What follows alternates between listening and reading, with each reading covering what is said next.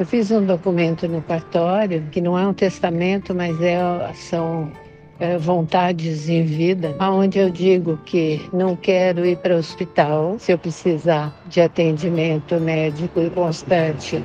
Pode ser uma cuidadora em casa no futuro, aluguel de cama, hospitalar, essas coisas. E que eu não quero ficar em cemitério, né? Quando eu morrer, quando esse meu corpo aqui tiver findado a trajetória dele nesse planeta, nesse momento, eu prefiro ser cremada, de preferência sem caixão, pode ser um lençol ou alguma coisa que não seja queimar madeira, que é árvore, né? E aí as minhas cinzas podem ser soltas, libertadas, lá na RPPN, Nina Rosa, ao vento, assim, que lá, além de ser lindo, é no alto da montanha. Então, do mesmo jeito que a gente libera em vida, né, dá liberdade em vida para pássaros e outros animais que estejam precisando ser soltos, também as minhas cinzas serem soltas lá, junto com eles, de certa forma, quer dizer, para o mesmo ar,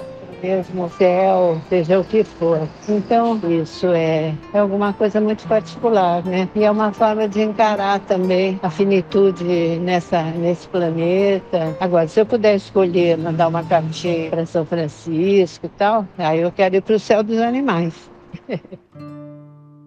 Nina Rosa Jacob, muito, muito, muito prazer em falar com você de novo. E você sabe que isso é verdade, porque toda vez que eu te vejo eu falo isso mesmo. Muito obrigado pela oportunidade de falar com você dessa forma aqui gravando, porque eu tenho muita curiosidade sobre a sua vida antes daquele que eu acho que foi o seu feito mais conhecido, que é o documentário A Carne é Fraca, de 2005. Então a gente vai falar, obviamente, do documentário, do impacto dele, de como foi gravar. Eu tenho muita curiosidade sobre isso, mas eu quero conhecer a Nina Rosa de antes um pouco do documentário do A Carne é Fraca, que vai fazer 20 anos agora em 2025, né? É 24. Novembro de 24. Ah, novembro de 24, agora já faz... Ah, sim, porque ele foi lançado em 2005, mas ele foi... Foi lançado em novembro de 2024. Ah, então na internet aparece 2004, né? 2004, exato. Naquela internacional da SVB, no Costão do Santinho, teve uma reunião internacional dos vegetarianos, né? Sim. E foi lá que foi lançado. Olha que loucura, nessa época eu comia carne ainda. E você já estava lançando um documentário que mudou o rumo do veganismo aqui no Brasil, influenciou muita gente, inclusive a mim também, bastante. Uhum. Mas a gente vai chegar lá. Tá. Antes eu quero saber coisas que eu acho que as pessoas não costumam perguntar para você. Por exemplo, onde você nasceu, como foi a sua infância, quem são seus pais... Tá. E se você já tinha esse amor pelos animais desde criança? Então, primeiro, queria te responder que você disse obrigada pela oportunidade. Eu é que agradeço a oportunidade agora. Jamais. Sim, nesse momento, com 80 anos de idade, né? 80 anos? Não 80 tem. 80 anos. Não é possível. Me lançando aí novamente nesse mundão aí do vegetarianismo, veganismo e, enfim, pela natureza, pelos animais. Então, é uma oportunidade para nós, sim, sem dúvida. Você disse que está se lançando porque o Instituto Nina Rosa voltou. Voltou. Né? Ficou um tempo parado. Vamos falar dele também. Vamos. Que é a sua vida, né? Afinal de contas também. Exatamente. Então, da minha infância, eu não lembro muita coisa, né? Tá. Eu sou a caçula de 5 filhos, Sim. de um pai alemão, de uma mãe com filha de italianos. Sim. E assim, meu pai era um cara muito empreendedor, ele acreditava que, segundo ele, o impossível demora um pouco mais, o possível a gente faz na hora. Assim, esse era o lema dele. Sim. E por isso, um dia, ele resolveu que ele queria ir para a Alemanha aprender a fazer pincel. Fazer pincel? Fazer pincel. Olha, curioso. E você imagina que naquela época, pincel era só francês, inglês, alemão, não tinha tudo da Europa, né? Não tinha pincel no Brasil. E ele foi, se empregou lá na Alemanha, ele conseguiu ir num navio cargueiro, tudo... Mas deixa eu só entender, ele é alemão, mas veio para o Brasil. Sim. E aí depois ele voltou para aprender a fazer pincel, é isso? Ele veio muito jovem para o Brasil, então morava no sul, o pai dele tinha uma serraria. Sim. E ele morava num lugar que não tinha nada, assim, era mesmo zona rural. Aí foi crescendo e tal, ele acabou indo para algumas capitais para poder estudar um pouco, né? Que eu saiba, ele fez contabilidade só. Isso tudo bem antes de você nascer, tudo inclusive. Muito antes de eu nascer, antes dele casar e tudo. Mas aí, depois de casado, foi quando ele decidiu ir para a Alemanha. Como era o nome dele? Nicolau Jacob Filho. Nicolau Jacob.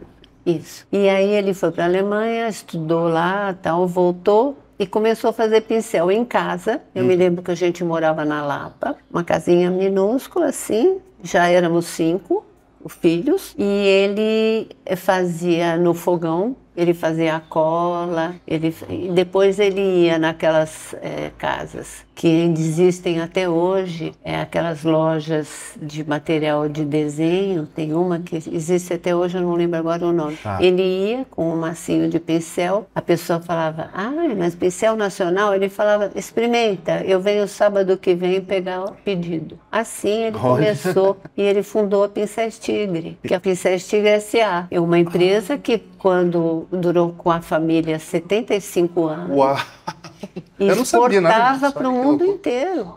Exportava para o mundo inteiro. Ele tinha centenas de modelos de pincéis, não só pincel como trincha, como rolo, como tudo.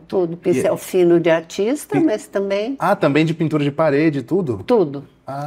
Mas começou com pincel para artista. Entendi. Então, só assim para dar uma... Nossa, mas já é um panorama maravilhoso. Então, vem de família essa vontade de fazer acontecer alguma coisa. E ele, imagino que não tinha nada a ver com vegetarianismo, né? Não, pelo contrário, imagina, ele só churrasco todo fim de semana na minha casa. Todo fim de semana tinha churrasco. Era a forma de reunir a família. E você lembra desses eventos? Eu lembro desses eventos. Eu me lembro que em casa, se a minha mãe um dia fazia peixe, ela tinha que fazer carne também, porque ele não aceitava. Carne vermelha, todo dia, o tempo todo. Então eu não tive nenhuma orientação sobre isso, nenhum exemplo, nada. E isso, você tinha quantos anos, mais ou menos? Coisa de criança, assim, 10 anos? Desde criança. Então a gente está falando de uma época realmente que ninguém falava em vegetarianismo, no Brasil pelo menos, eu imagino que ninguém falava. Nunca tinha ouvido essa palavra, nunca. Eu demorei muitos anos, aliás, né? Bom, aí tudo bem, foi assim, eu comia carne normalmente, comia patê de fígado, essas coisas todas, né? Que nem são saudáveis, mas enfim, era o que se comia em casa. Nessa época, meu pai tinha uma cachorra que chamava Nora, era uma dinamarquesa grandona, não sei se ainda existe esse nome para a raça, uma cachorrona grande, branca com mancha, chamava dinamarquesa. E a Nora era minha grande amiga. Eu, quando ia para a escola, voltava,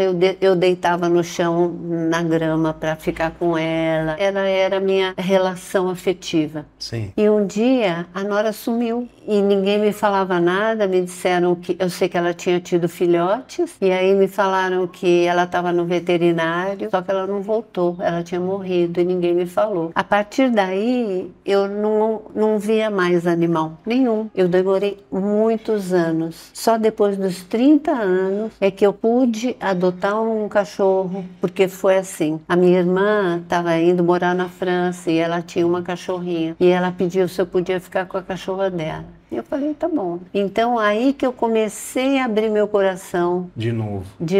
Que eu comecei uma relação com a Cleo, que era essa cachorrinha. Depois, eu não tinha a menor noção sobre castração, animal de rua, nada disso. Aí minha sobrinha, ai tia, por favor, vamos fazer ela ter um filhote. Eu falei, tá bom. Aí ela engravidou, me emprenhou, teve filhotes, e eu fiquei com uma das filhotes. filhotes, eu dei o nome de Chica. Depois de um tempo, a Cleo teve lá suas complicações, ela partiu. E foi na partida da Cleo que meu coração que se vê, eu acho, hoje em dia, eu posso dizer que a Cleo ofereceu a vida dela para me abrir esse mundo, porque foi a partir daí. Eu me lembro que o meu sentimento de dor vinha de debaixo da terra e subia para mim assim, era uma coisa impressionante a dor que eu sentia, porque ela morreu no veterinário, sozinha, sem o cheiro de casa, eu não tinha a mínima noção, eu não tinha nenhuma experiência. E depois que isso tudo veio, então a minha relação com a Chica a partir daí mudou totalmente. Então a gente passou a ter uma vida juntas durante 15 anos, era uma cockerzinha misturada com vira-lata. E durante 15 anos a gente passou a ter uma vida juntas. Aí foi toda uma abertura mesmo para esse mundo dos animais. E isso aconteceu, você tinha quantos anos? Só para contextualizar. Isso eu já tinha uns 30 anos. Tá. Isso eu já tinha uns 30 E isso anos. tudo aconteceu em São Paulo? A vida inteira você morou em São Paulo? Tudo aconteceu em São Paulo. Eu nasci em São Paulo, morei em São Paulo. Sim, isso aconteceu aqui. E a sua mãe, você falou que era filha de italianos. Filha de italianos. Como era o nome dela? Ou é o nome dela? Anina Lunária Arsena. Anina? Anina. Ah, que legal. Lunária Arsena de Loreto Jacó. O meu avô era alfaiate. Olha. A minha mãe era uma ótima costureira, assim, ela costurava pra gente, fazia toda a nossa roupa. Meu sogro é alfaiate também. Tô nesse então, mundo também. Era bem italiano. Você Meu avô era daqueles italianos, você falava assim, vô, você não vai pra Itália de novo? Você não tem vontade? Ele falava assim, não disse que o mundo é redondo? A hora que a Itália passar, eu vou. Faz sentido. Faz sentido a brincadeira, até que tem um fundo, né? E aí você tinha 30 anos, então a gente tá falando aqui de 50 anos. Eu tá? já estava 80 anos. desquitada. Tá, então você já tinha casado? Já tinha casado. Meu casamento eu fiquei apenas, graças a Deus, 3 anos só. Não porque era horrível. Ah, é?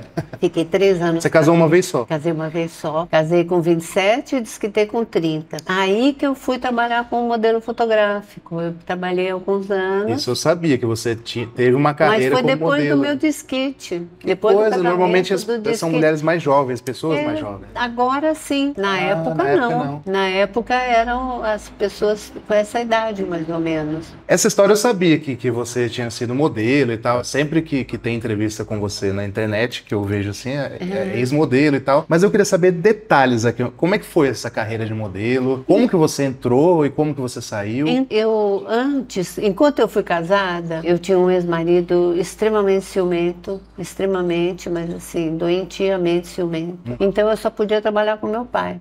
Então eu trabalhava na Tigre nessa época. Sim, nos pincéis. Isso, como na Vinhanguera, já era na Vinhanguera. Como assessora da diretoria, tal, fazia lá, trabalhava lá, só podia trabalhar com meu pai, só podia ir lá e tudo mais. E quando eu me desquitei, eu falei, não, agora também não quero pai.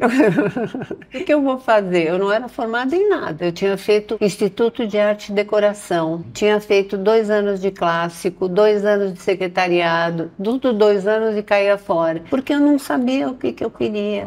Eu não tinha nada de meu, assim, eu não sabia. Sim. E em criança, eu tinha sido uma criança muito tímida, assim. Eu me lembro que quando eu ia para a escola primária, que era relativamente perto de casa, eu ia a pé e quando vinha meninos do outro lado, eu atravessava a rua para não cruzar com os meninos, porque, se alguém mexesse comigo, uma timidez, assim, bem violenta. Na minha infância, eu olhava para o céu muito com saudades. Era uma coisa típica para mim, olhar para o céu com saudades. Eu tinha saudades.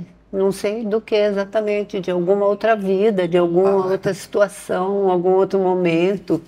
Né? Uma coisa que até hoje eu aceito normal, assim, gosto muito do céu. Né? As pessoas falavam para mim, por que você não vai trabalhar como modelo? Isso antes, né? Aí eu falei, deixa eu fazer um teste. E na época era a Editora Abril, né? Não tinha outra coisa. Sim, era lá. Era que dominava. Não tinha agência de modelo, não tinha nada disso. Sim, era direto. Era direto. Então eu fui na Editora Abril, fiz um teste, passei a trabalhar como modelo. Eles fizeram um composite e tal, e eu passei a trabalhar. Só que como na época não era uma carreira reconhecida como sendo honesta, Ah, tinha isso? Ah, tinha. Ah, Não, é? era. Ligava com, Ah, é. com prostituição, vamos dizer assim? Exatamente. É? Nossa. Eu não fazia passarela, porque passarela era contato com o público. Sim. Eu fazia, o que eu mais fazia era comercial de TV. Ah, é? Porque aí era o contato com pessoas do meio. Sim. É. Então era muito melhor, né? E eu Mas- fiz muito filme de TV, assim. É mesmo?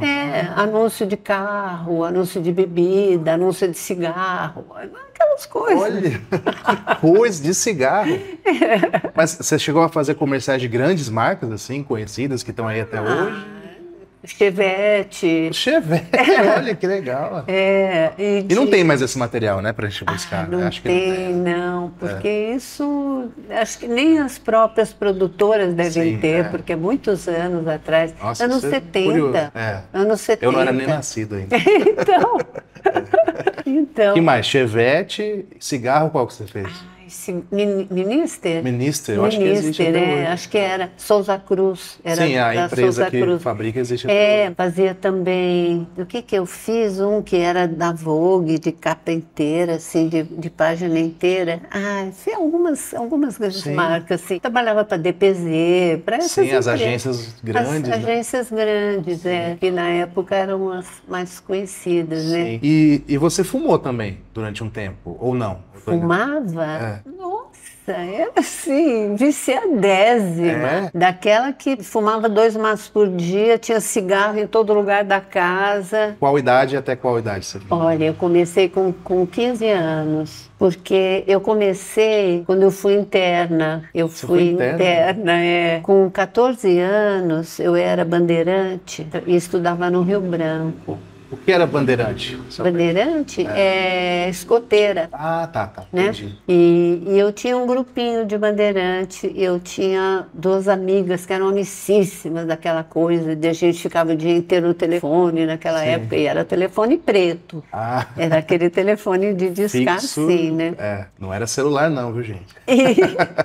E aí, um dia, a gente tinha combinado de fazer uma festinha, então uns amigos foram com o carro comprar guaraná, essas coisas e tal, para levar para essa festinha. Uma das minhas amigas, a Selma, ela estava nesse grupo, ela e mais 2 rapazes, um dirigindo e outro atrás. Ela estava sentada no banco do carona e ela estava de costas para a porta, assim, conversando. E eu sei que na 9 de julho aconteceu alguma coisa e um ônibus bateu na porta. E aí eu me lembro da minha irmã me acordar de manhã e dizer, olha, a Selma está no hospital, mas está tudo bem, ela quebrou a perna. Eu falei, então eu vou lá assinar ou no gesso, ainda brinquei. Aí, quando foi mais tarde, a minha irmã voltou e falou, olha, ela morreu. Parece que ela tinha tido uma costela quebrada que furou o pulmão, as pessoas não perceberam. Hemorragia. Hemorragia, não sei que ela morreu. E isso para mim foi a primeira pessoa que eu perdi, assim, que era muito chegada. Sim. Foi difícil. E foi uma sensação parecida com a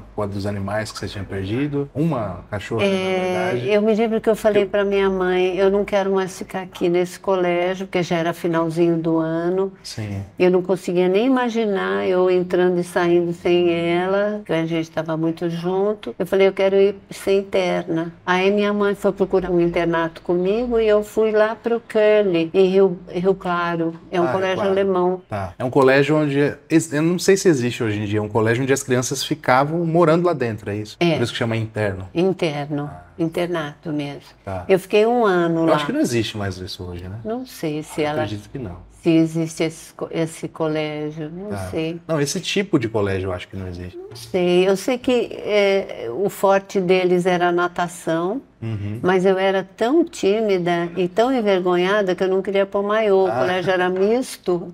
Era misto, tinha os meninos por ali também. Então eu não aprendi nada a nadar lá. Nem nadar eu aprendi. Entendi. Mas enfim, foi 1 ano que eu fiquei lá. Mas era um colégio alemão. Era um colégio Você aprendeu alemão. a falar alemão? Você Não, já falava? não. Porque o pai era alemão?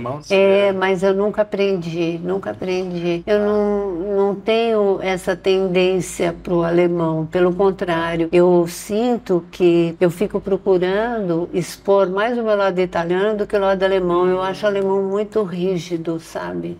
De fato. É muita rigidez, assim. Sim. Voltando um pouco, assim, a sua mãe, ela tinha alguma coisa com animais também? Ou não? Não. Ela seguia o que seu pai fazia? Não, ela não tinha, não. Ninguém em casa tinha. Tanto é que depois, parece que a gente teve outros cachorros em casa, mas eu não tive mais essa ligação. Demorou aqueles 30 anos. Entendi. Aí, depois da Chica, que foi essa cockerzinha que abriu o meu coração, né? E filha da Cleo, vivi 15 anos com ela. Aí, assim, num grude total, onde eu ia, ela ia, a gente fazia tudo junto, sabe? E quando ela partiu, eu fiquei muito perdida, muito perdida. Nessa época, eu fazia Ivaldo Bertazzo. O Ivaldo é um coreógrafo, assim, muito conhecido. Ele fez todos aqueles no Sesc, todos aqueles Sescs, ele fazia aquelas apresentações das pessoas comuns, gorda, magra, alta, baixa, dançando maravilhosamente. Então você fez dança também? Não era bem dança, era mais exercício, assim, eu não participei de nenhuma desses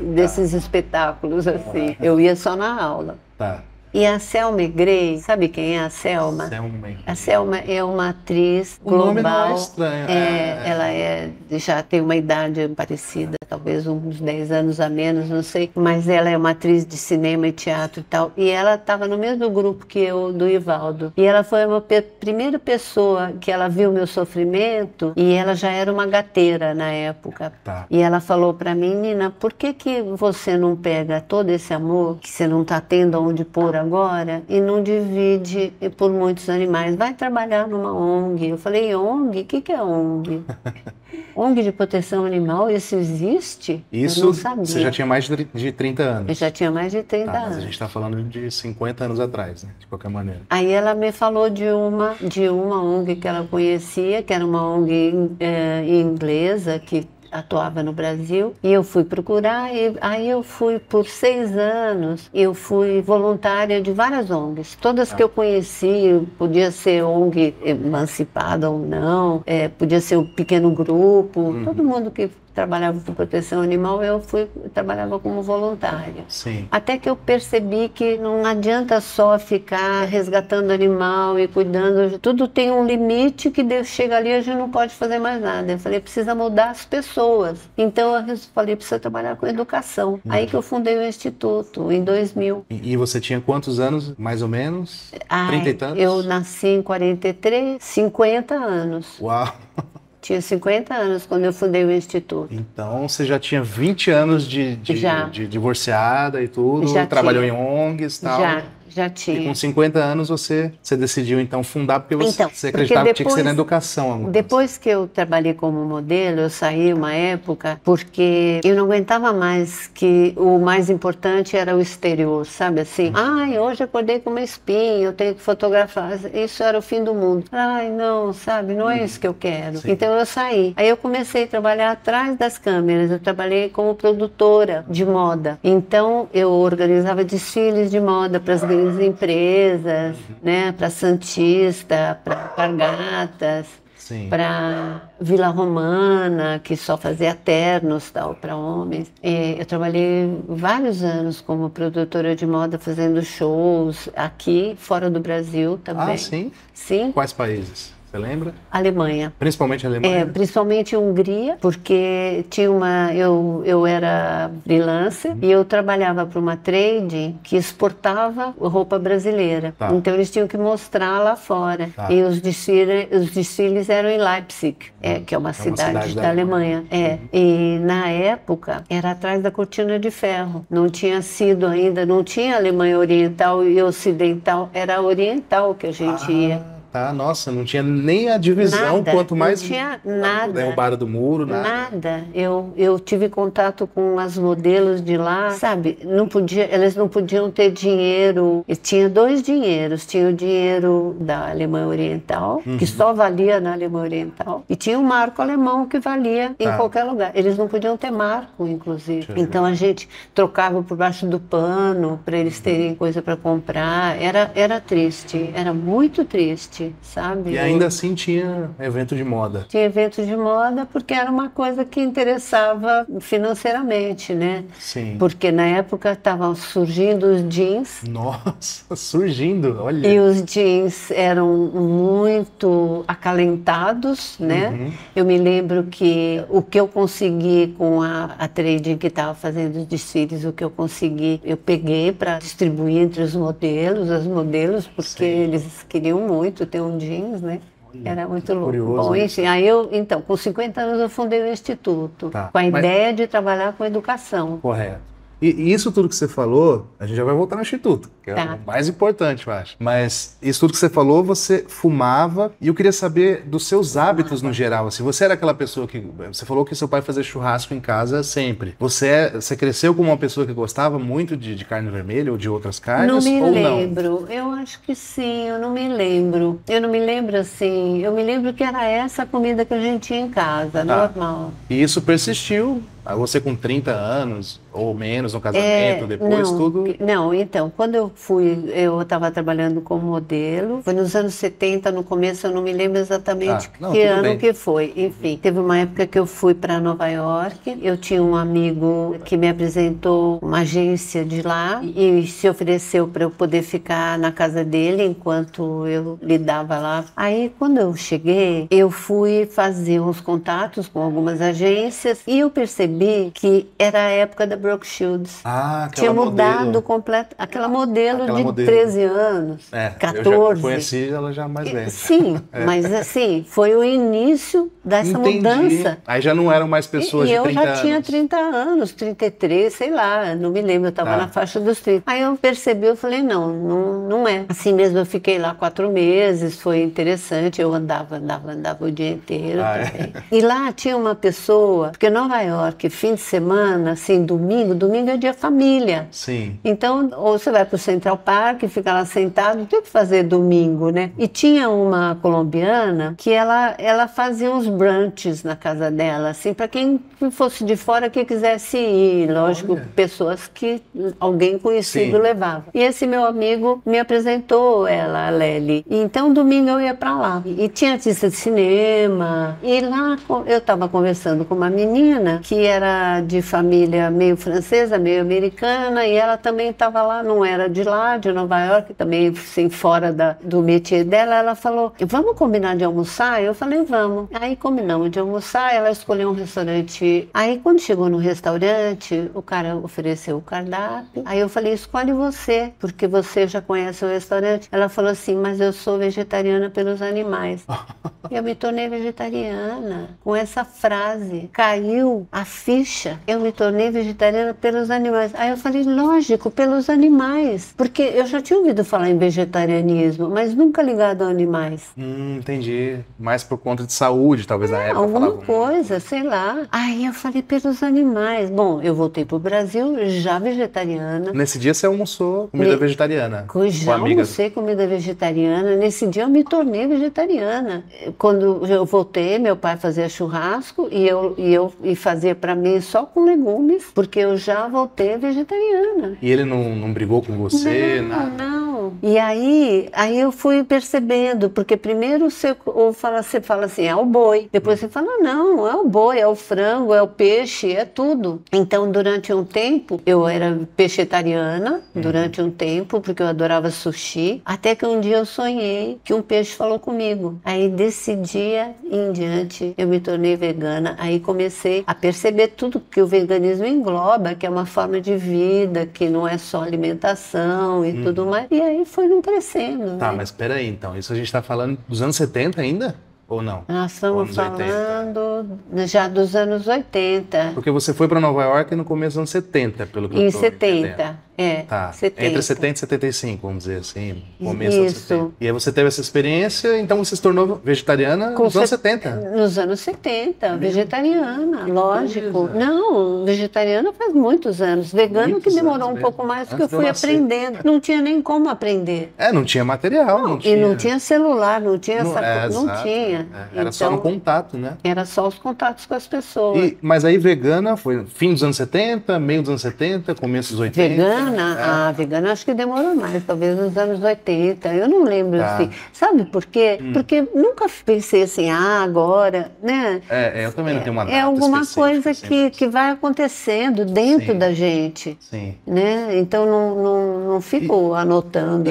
E quando você voltou para o Brasil, já vegetariana? Quando eu voltei para o Brasil, tive uma fase de muita depressão. Meu pai tinha morrido, eu voltei, foi muito incrível, porque eu estava lá, eu ou iria para a Califórnia ou viria para o Brasil. Eu estava para decidir. Aí eu resolvi vir para o Brasil, assim, com uma sensação de que meu pai, ele já estava doente nessa época. E eu vim, passei o Natal lá e vim para cá e cheguei, peguei o último aniversário do meu pai, que é 29 de dezembro, o último aniversário dele aqui em vida, porque depois também ele partiu. E nessa época, eu tinha tido um namorado que era uma pessoa assim que não servia para mim, mas enfim, a gente se encanta, né? E a gente não estava junto mais, nem nada, já fazia tempo e tal, mas eu achava assim, um dia a gente vai se reencontrar. E aí ele casou com uma outra modelo. Aí eu perdi o pai e a esperança daquele cara. A possibilidade de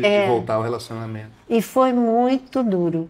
Eu fiquei muito deprimida, muito. E já não estava mais aceitando fazer trabalho. Eu tinha ficado desanimada. Falei, depois passou 4 meses fora, as agências sabiam que eu nem estava mais ali. Sim. Eu fiquei em casa. Eu morava numa vila, numa outra vila na época, em casa sozinha, deprimidíssima. Eu só saía de casa para comprar doce, que eu tinha um supermercado perto. Eu comprava sacos de doce e só comia doce. Engordei 8 quilos. Nossa. Isso foi um modelo, nada a ver, né?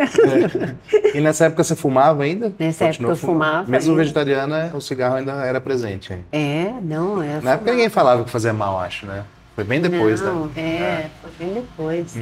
Aí eu não me importava com isso, não. Eu dizia assim, eu vou morrer fumando. Eu dizia, Felizmente não aconteceu. Aliás, você não falou, com quantos anos você parou de fumar? Eu parei de fumar quando a Chica adoeceu, porque ela teve, então foi nos anos 80, porque ela teve 80 para 90 já, por aí.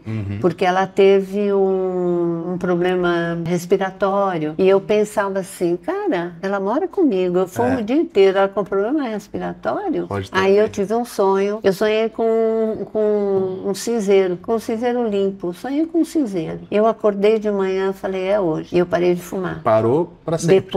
Eu fumava desde os 14, 15 anos. Você imagina que já fazia 30 anos que eu fumava. Eu tive um dia daquele sentimento horrível.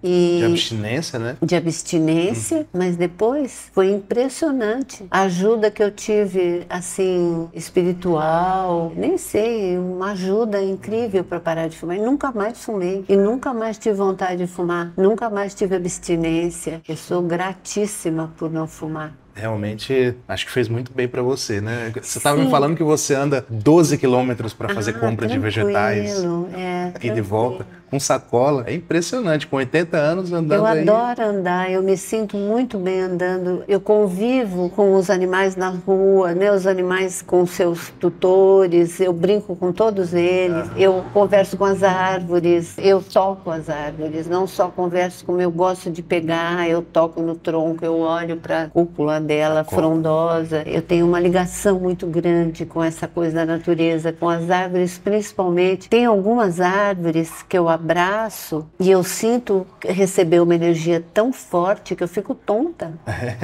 É verdade, é uma troca. Eu nem vou dizer que é uma troca, porque eu não sei o que eu posso dar para ela, mas eu recebo muito amor, eu recebo orientação quando eu preciso. É impressionante, tem uma ligação muito forte com as árvores. É interessante mesmo. Nina, voltando para sua viagem de Nova York, quando você veio ao Brasil, vegetariana nos anos 70, isso. Você encontrou outra pessoa aqui que fosse vegetariana? Acho que não. Eu não guardo muito essas coisas assim, não. Eu imagino que não, né? Não, aliás, eu tinha um casal que eu conhecia que era vegetariano, mas não era pelos animais. Pela saúde. Eles tinham alguma coisa que eles... E eu achava estranho até na época que eu os conheci. Foi antes de eu saber daquela menina que me ensinou o vegetarianismo. Tinha 17 anos, eu tinha 30, mais de 30. Nossa. Eu não lembro o nome dela, mas eu até hoje penso nela com muita gratidão. Colombiana, porque né? ela mudou minha vida. vida. Não, colombiana era a dona da casa. Que oferecia. Ah, tá, ela era pessoa, filha de francês e americano. Ah, você falou que ela estava meio perdida também. 17 anos de idade. Ela mudou minha vida e ela ajudou a mudar tudo isso que foi mudado depois, né? Pois é, olha, né? Sei lá se dá para chamar de coincidência, mas enfim, aconteceu uma série de fatores. Fábio, você sabe que uma das melhores coisas da minha vida é ser vegana. Eu acho que o fato de eu ter saúde até hoje, com 80 anos e andar quilômetros e tudo, assim, é de uma felicidade. Quando eu ponho a cabeça no travesseiro à noite, eu sei que eu não mandei matar ninguém, eu sei que eu não participei de nenhum sofrimento, assim, que eu tenha incentivado a acontecer. Isso é de uma pureza, de uma alegria, assim, sem tamanho, né? E sempre tentando ser o mais positiva possível, mesmo no meio de toda essa conturbação que a gente vive, acreditando que o melhor vai acontecer, que pessoas vão fazer, que vão ajudar, que vão acontecer, sabe, assim, mesmo no Rio Grande do Sul, mesmo com relação aos jumentos, que é um horror o que está acontecendo, com os embarques dos animais vivos também, que eu tenho participado muito. Amanhã tem manifestação na Paulista. É verdade. Eu queria dizer dessa alegria, assim, porque as pessoas às vezes falam assim, é um sacrifício? Não, não é. É uma grande alegria, sabe? Eu sinto que, graças a Deus, que nessa encarnação que eu pude ser vegana. E espero que se eu voltar outras vezes, eu já venha vegana desde criancinha. Sim. Né? Porque é uma alegria muito grande você participar da não violência. Para mim, isso é muito importante, é vital na minha vida, participar da não violência, tentar ser o mínimo possível julgadora, né? Quem somos nós para julgar os outros? Mesmo aquele que come carne, mas cuida bem de animais, então tá bom, tá fazendo a parte que pode fazer hoje, amanhã talvez faça diferente. Você falou de saúde, né? Aproveitando assim, uma pessoa de 80 anos, que definitivamente não parece ter 80 anos, você atribui isso ao veganismo, né? Você acabou de falar por andar bastante e tal. Remédios, você toma remédios? Olha, você tem alguma coisa? Eu trato com o Eric Slivit. Sim, é meu médico também. Então, uma vez por ano, né, faço os exames, ele passa a fórmula, eu tomo aquela fórmula uma vez por dia. Sim. E fora isso, o único remédio que eu tomo de alopatia é que eu sou hipotiroideia. Então, a minha tiroide precisa de um reforço. Então, deve fazer já uns 30 anos que eu tomo o tiroide, o remédio da tiroide. Mas não é nada pela idade, né? Como seria comum para pressão, para colesterol. Não. Fábio, eu não tenho seguro-saúde. Ah, é? Olha. Eu acho que é seguro-doença. Eu tenho. Eu sei, as pessoas falam, imagina, se aconteceu alguma coisa, se acontecer alguma coisa, o máximo que pode acontecer é morrer. E eu tenho isso limpo comigo. Eu não tenho medo de morrer. Eu sinto que eu estou em paz com isso. Uma hora vai morrer, é o que acontece com todos nós. Eu já estou com 80, puxa, eu estou ganhando. Tem gente que morre com 2 anos, com 10, com 15. Eu estou contenta. O que eu puder fazer ainda daqui para frente, eu vou fazer, mas, sabe, eu estou me permitindo ter 80 anos, viver com 80 anos, amar ter 80 anos. Isso também me dá alegria. Eu olho no espelho, eu sorrio para mim, porque eu gosto de mim. É uma glória poder viver assim. Nina, agora eu quero falar do Instituto. Realmente a gente vai chegar no ponto. Então agora a gente vai chegar no ponto que eu acho que as pessoas meio que já conhecem da sua história, mas tem muita gente que ainda não, as novas gerações de veganos, por exemplo. Ontem eu conversei com uma vegana que ela não sabia quem você era e não conhecia o documentário. Que ótimo. É ótimo, porque ela é vegana e não precisou desse material. Mas o material foi extremamente importante, o documentário A Carne é Fraca, mas antes disso você fundou o Instituto Nina Rosa. Sim. No ano 2000. No ano 2000, especificamente. Exato. Né? E como é que foi isso? Você trabalhava em ONGs, o caminho deveria ser a educação, e você falou, vou fundar um instituto. Como é que funcionou isso? Teve ajuda? Tinha mais gente? Ou era só você? Então, na época, assim que eu comecei, não. O que eu fiz? Eu aluguei uma casa e comecei a fazer aquilo que eu já fazia antes, que era assim, encontrei um animal na rua, precisando de ajuda, eu fotografava, escrevia a historinha à mão e ia fazer uma xerox, punha no poste, punha no lugar que vendia jornal, onde ficavam os guardas das ruas, dizendo, e punha meu telefone. Chegou uma hora que eu falei, não, chega de tocar telefone às 2 da manhã na minha casa, só tinha aquele telefone preto na sala, então vamos fazer uma coisa mais assim. E na época, eu tinha uma amiga que começou aí comigo, e tinha 2 amigos também, um casal de 2 meninos que também começaram a ajudar, sei lá, eu participava, por exemplo, se tinha alguma coisa da proteção animal acontecendo, eu fazia uma lojinha, levava coisa para vender, aí eles me ajudavam, sabe? E começava assim, e atendendo o telefone desde o começo, o Sátiva, Serviço de Atendimento Telefônico pela Valorização da Vida Animal. Nossa, é verdade, né? Tinha essa sigla mesmo, né? Aí atendia, por quê? Porque a pessoa falava, eu quero doar um animal, porque ele não sei o quê. Aí a gente fazia a pessoa pensar, evoluir, pensando, mas pensa um pouco, olha, imagine se fosse você, como é que você se sentiria, tal, até fazer a cabeça da pessoa. Então era uma coisa meio assim que foi acontecendo. Eu acredito, Fábio, que quando a gente faz uma coisa com um bom propósito, sem nenhum outro interesse, o universo colabora. E isso foi chegando, aí as pessoas foram percebendo. Eu tinha, na época, já uma parte da herança do meu pai, porque eu mantive o Instituto todos esses anos. A gente vendia camiseta, a gente vendia vídeo, mas custa. O custo é maior do que isso. E eu tinha a maior alegria de poder contratar uma pessoa para fazer aquilo que ela amava, porque dentro da causa não tinha. Quem que podia fazer isso? Uma ONG, 2, no máximo, no Brasil. Então isso também era uma alegria, de poder contratar pessoas para trabalhar na causa. Hoje em dia até tem algumas ONGs que têm essa estrutura, né? Tem, graças a Deus. Tem. Tá, e aí você fundou o Instituto no ano 2000. Quando você decidiu fazer o documentário? Que ele foi lançado em 2004? Então, na realidade, eu já tinha lançado outros documentários antes. É verdade, o Instituto... Tinha o Olhar e Ver, os animais abandonados. Porque você tinha experiência de produzir eventos também, trabalhar nos bastidores, câmeras, talvez? Mais ou menos, porque daí eu conhecia a Denise Gonçalves, que foi diretora de quase todos os vídeos meus depois. Eu conheço do Carne Fraca. Então, que ela participou de uma reunião que teve da proteção animal lá no Instituto, eu nem sabia nada. E a gente tinha uma reunião porque ia ter uma oportunidade de a gente participar de uma reunião na Secretaria da Saúde, alguma coisa assim. E aí a gente se reuniu, naquela época, Ângela Caruso, não sei quem, o pessoal que trabalhava na época, que cada um tinha a sua pequena ONG, a sua coisa, para decidir como que a gente ia organizar. Conversando, percebemos assim, que todo mundo ia falar a mesma coisa. Precisa de dinheiro, a gente que faz tudo, a prefeitura não faz nada, tal. Eu falei, gente, isso aqui, você imaginou 7, 8 pessoas, uma pega o microfone, aí ao vez da outra vai falar igual, né?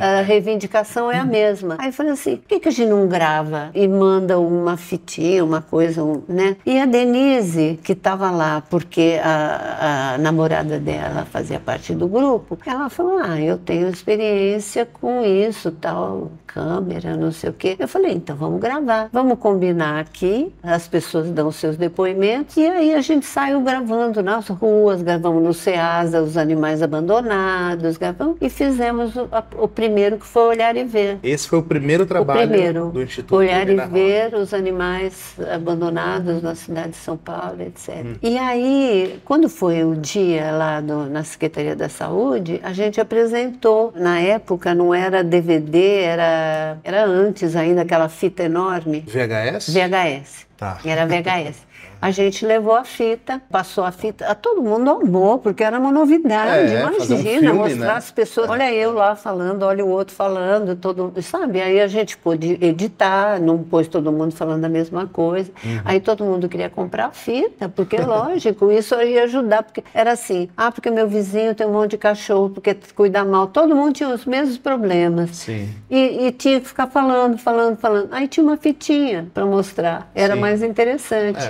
E assim começou. Aí a gente gravou o Filaninho, como que ninguém queria. Lembro. Aí o Eduardo Jorge espalhou em tudo. Mais de 600 mil crianças assistiram o Fulaninho em todas as escolas públicas. Isso que deve ter mudado, né? Essas crianças devem contar hoje que foi o primeiro contato. Né? Foi um apoio, porque assim como eu não sabia que Exato, amava os animais, eu pensei, as crianças precisam de apoio. Exato.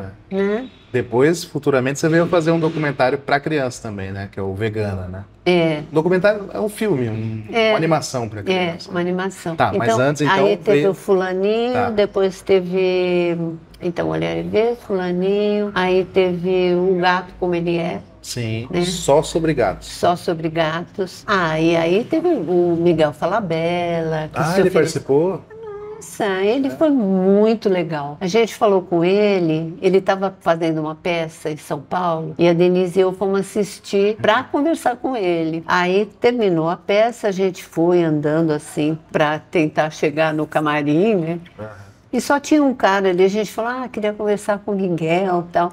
Pode entrar. Aí a gente entrou, o Miguel lá de boa, assim, sentado. A gente explicou, olha, queremos fazer um vídeo sobre gatos, a gente queria que você participasse da apresentação, alguma coisa assim. Ele falou, lógico, pega meu celular.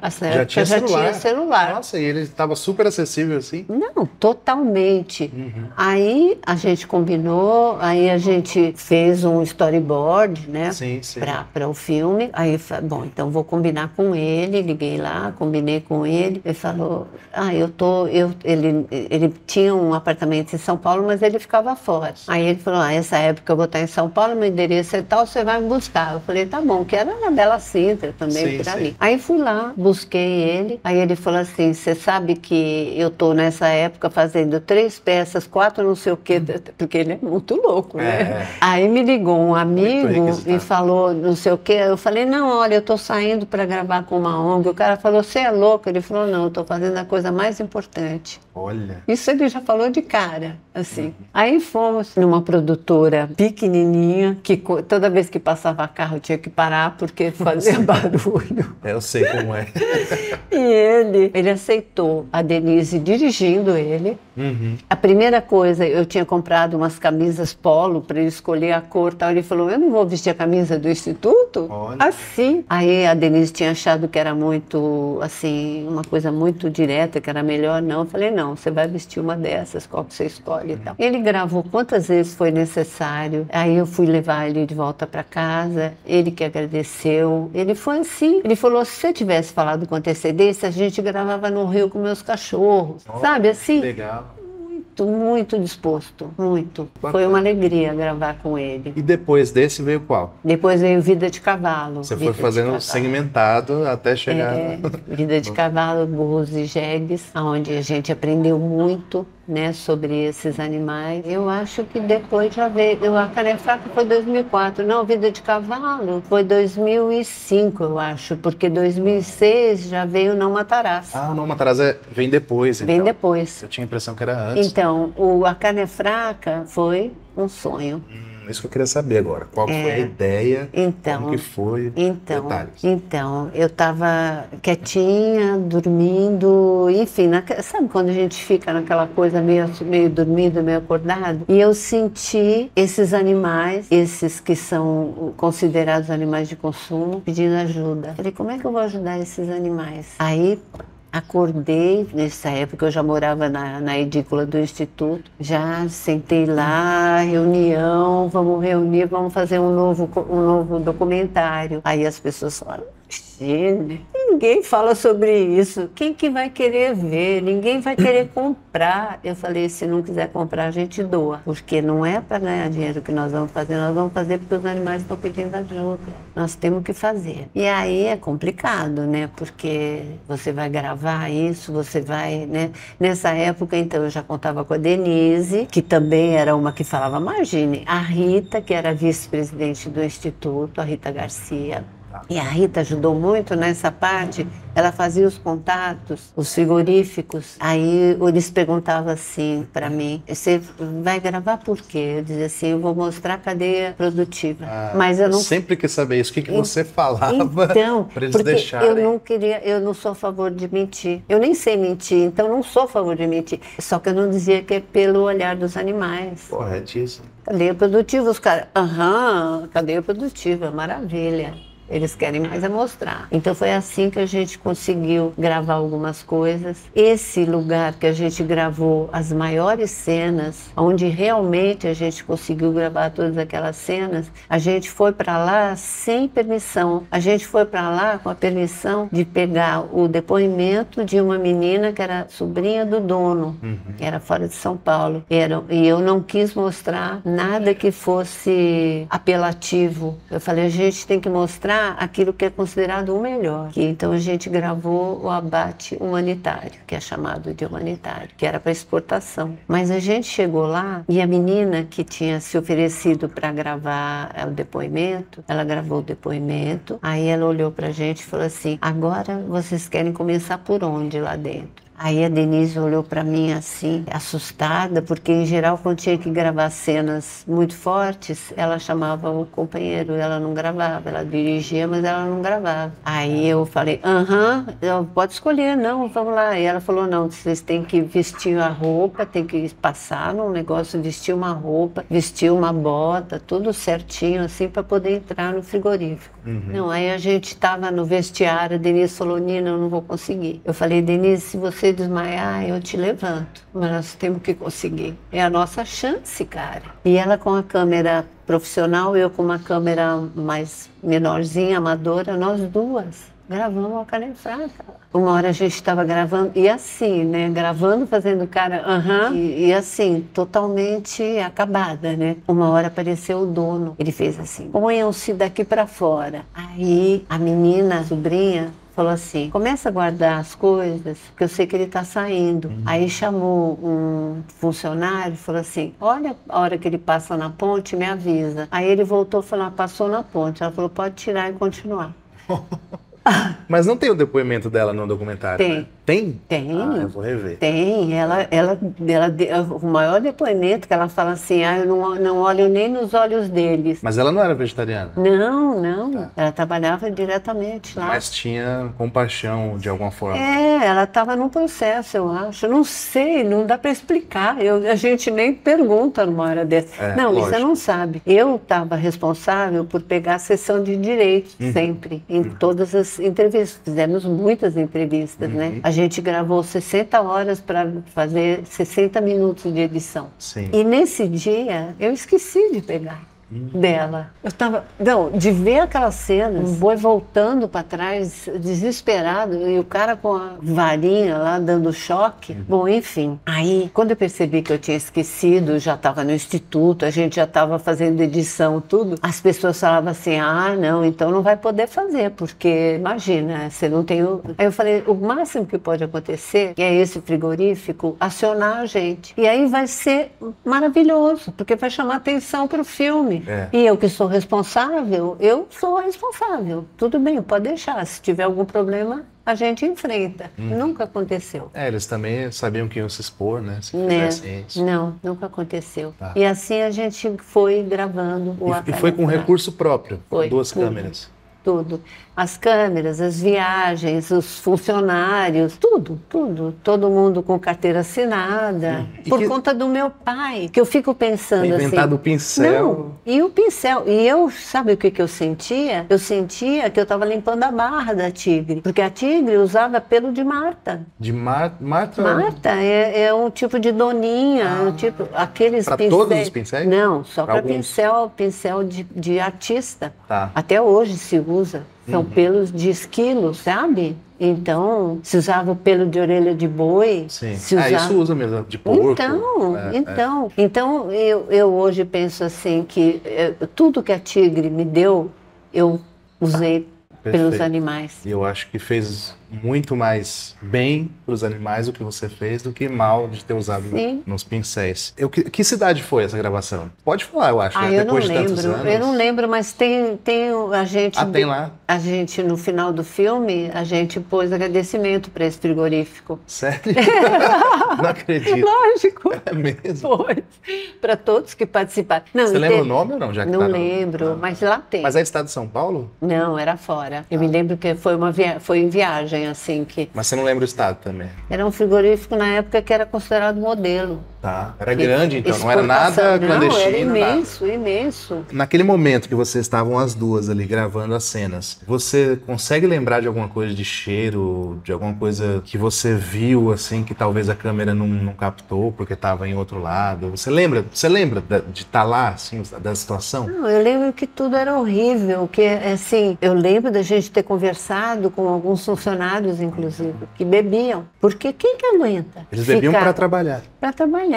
Quem que aguenta ficar participando? Sei lá, por exemplo, os bois ainda vivos, né? Porque eles usavam aquela técnica de... a pistola pneumática. A pistola pneumática, mas nem sempre acertava. Às vezes você estava no olho, às vezes você estava no nariz, né? O cara fazia isso o dia inteiro, o tempo todo. Eram centenas de animais o tempo todo. Eles chegavam naqueles caminhões, né? Tiravam e já iam direto para esse lugar. Então, as cenas que eu me lembro que uma vez eu até tenho minha voz na hora que eles estão naquele corredor, né? Alto, tem uns 3 metros de altura, assim. Eles queriam voltar para trás, não conseguiam, né? Eu usei numa palestra. Eu me lembro que eu disse, ai meu Deus do céu, e aparece minha voz falando, ai meu Deus do céu. Assim, eu lembro disso. Eu queria tirar aqueles animais de lá. Queria fazer alguma coisa. Coisa mais impressionante é que assim que eles fazem o tiro aqui, eles puxam o animal e eles penduram naqueles corrimões enormes, assim, eles penduram por uma pata. E o animal está vivo ainda. E aí eles arrancam a pele. Arrancam a pele inteira, porque a pele já vai servir para outra coisa, tudo é usado, né? Sim. É muito sofrimento. Eu me lembro de outras cenas, por exemplo, quando a gente foi gravar as galinhas, né? Isso foi no sul, foi em algum lugar do sul, naquelas grandes granjas. E a gente tinha combinado com o biólogo do local, veterinário e tal, por telefone, que a gente ia fazer uma gravação da cadeia alimentar, aquela coisa. E 7 da manhã ele marcou. A gente chegou um pouquinho antes e ele atrasou. E aí é que a gente conseguiu gravar com aquela mulher que fala assim, hoje foi 300 mil, amanhã 250, não tem aproveito mais, tudo vai matar. Dos pintinhos, né? Dos pintinhos. Eu lembro. Senão o cara nem ia deixar a gente gravar aquilo. Quando ele chegou, a gente já tinha feito essas cenas. Aí a gente só gravou assim as coisas. Outra coisa que eu me lembro, foi numa outra granja, em outro lugar, que aí era de galinhas e galos, galinhas grandes, né? Em que o caminhão chegava e eles com umas mangueiras enormes, já passava como se fosse um lava-jato, passava com água gelada, que era para elas ficarem tristes, para elas ficarem assim. Para dar menos trabalho. Água fria na galinha, ela detesta, elas não se manifestarem, não tentarem fugir, sabe? Gente, você pensa que eles pensam em tudo assim, como pode prejudicar o mais possível. E aí, eles vão pendurando por uma pata e aquilo vai rodando numa esteira rolante. Exatamente, de cabeça para baixo. Foi essa cena que me fez virar vegetariano, na verdade. A cena dos frangos de cabeça para baixo na esteira. E vai chegando naquele lugar que tem uma lâmina girando, que vai cortando a cabeça, a galinha com o olho aberto, olhando pra gente. Sem nenhum tipo de sedação, nada.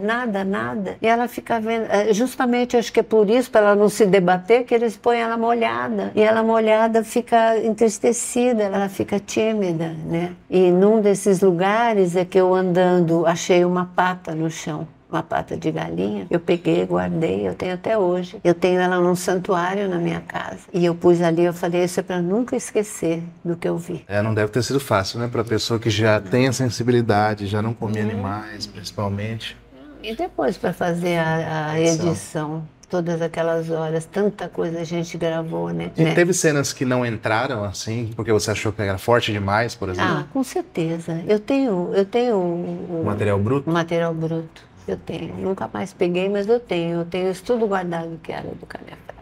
Tá certo. E como que foi? Porque assim, tudo bem, vocês gravaram, prensaram o DVD, já era DVD, né, na época? Ou era VHS? Como DVD? VHS. Era VHS. Depois então, teve DVD. Teve, Aí vocês fizeram o VHS, como distribuir isso? Você esperava que ia ter o alcance que teve? Não esperava nada. A gente lançou nesse da SVB, né? Sociedade Vegetariana Internacional, que foi no Costão do Santinho e tal. Então a gente foi com uma lojinha para vender. Eu tinha na época, fazia camiseta, fazia bolsa com o nosso logo, com imagens e coisas assim. Então a gente foi, falei, olha, eu tenho um filme novo, queria lançar aí. Aí Marli Winkler. A Marli, claro, a fundadora da SVB. Sim. Aí falei para Marli, eu fui uma doadora também para ajudar a fundar a SVB na época. Ah, é? Em 2003, né? O Eu... Instituto Nina Rosa é anterior até a SVB. É, anterior, é 2000, né? Eu lembro que a Marli foi me visitar e ela estava precisando de ajuda e tal, a gente conversou e eu também ajudei. Eu falei, imagina, tem todo o interesse em participar, né? Sim. Eles tinham várias salas, tinha salas principais e tinha uma salinha. Então eles me ofereceram uma salinha. E tudo bem, imagina, né? A gente foi na salinha e tal. Cara, tinha gente na porta. Aí acabou uma sessão, queriam outra sessão. Me ofereceram a sala principal para o dia seguinte. Olha.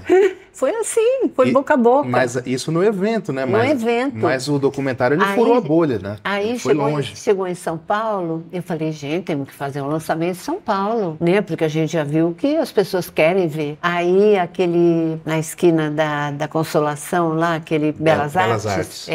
Aí fui lá no Belas Artes, conversei com o cara e tal. Ele falou, vai exibir o quê? Eu falei, eu quero que você veja antes, para não ter problema. Aí ele falou assim, nossa... acho que eu que vou virar.